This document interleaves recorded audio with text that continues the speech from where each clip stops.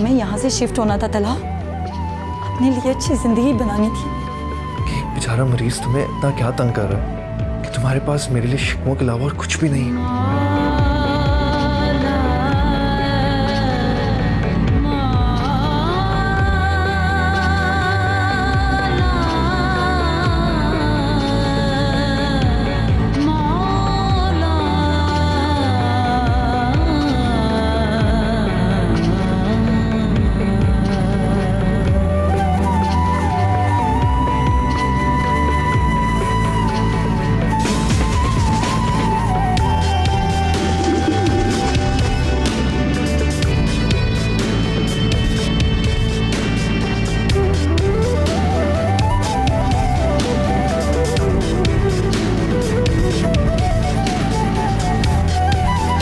और अगर किस्मत में किसी का साथ लिखा है ना बच्चे, तो दुनिया की कोई ताकत दो लोगों को जुदा नहीं कर सकती।